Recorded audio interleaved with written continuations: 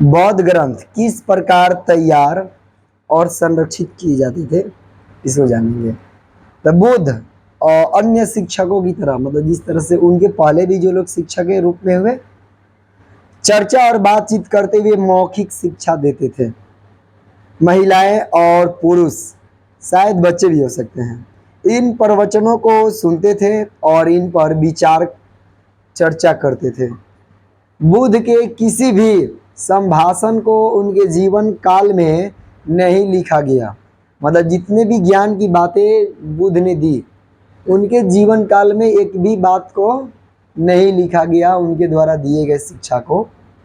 उनकी मृत्यु के बाद 5वीं 4वीं सदी ईसा पूर्व उनके शिष्यों ने ज्येष्ठों या ज़्यादा वरिष्ठ श्रमणों की एक सभा वैशाली, जो कि बिहार स्थित वैशाली का पाली भाषा के रूप में है, में बुलाई गई और पाली भाषा में इस बैठक किया गया। वहाँ पर उनकी शिक्षाओं का संकलन किया गया। इन संग्रहों को त्रिपिटक यानी त्रिपिटक कहा जाता था। क्या कहा जाता? जो भी उनके ज्ञान को संकलन किया गया और लिखा गया संग्रहित करके, तो उसको त्रिपिटक कहा गया। शब्दार्थ में बात करें तो भिन्न प्रकार के ग्रंथों को रखने के लिए 3 टोकरियां, मतलब कि 3 गो टोकरी में जो ग्रंथ लिखा गया उसको रखा गया। उन्हें मौखिक रूप से ही संप्रेषित किया जाता था।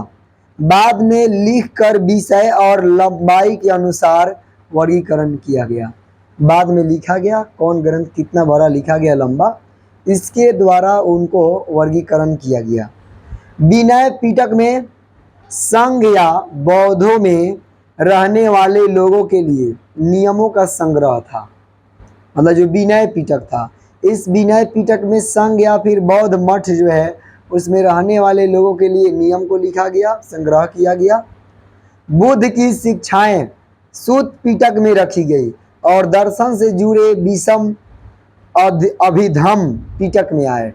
हर पिटक के अंदर कई ग्रंथ होते थे, मतलब ये जो 3 पिटक लिखा गया त्रिपिटक, इसमें तीनों में अलग अलग ज्ञान रहा और हर पिटक के अंदर कई ग्रंथ होते थे।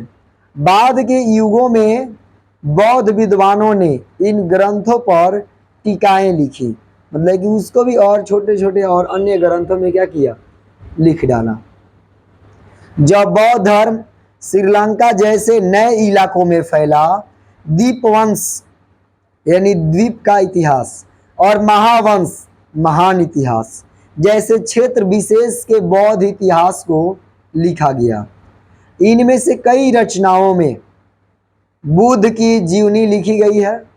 ज़्यादातर पुराने ग्रंथ पाली में हैं, मतलब जितने भी ग्रंथ लिखा गया उनमें से ज़्यादातर ग्रंथ को पाली भाषा में लिखा गया। बाद के युगों में संस्कृत में ग्रंथ लिखे गए, मतलब कि बुद्ध के भी ग्रंथ को संस्कृत में लिखा गया।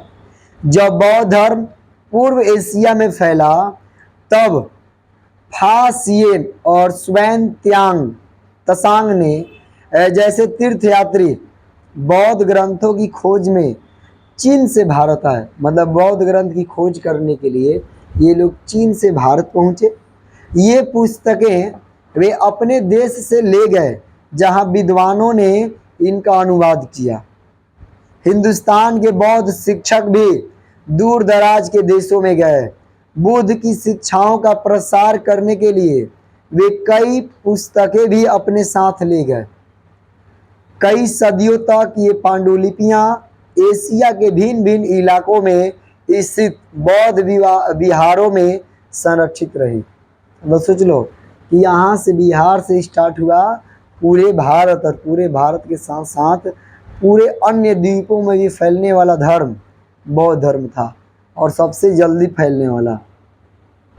पाली, संस्कृत, चीनी और तिब्बत भाषाओं में लिखे इन ग्रंथों से आधुनिक अनुवाद तैयार किए गए हैं, मतलब कि आधुनिक यानी कि नया जो अनुवाद बोला जाए इसको तैयार किया गया। अब देखेंगे हम लोग नियतिवाद और भौतिकवाद।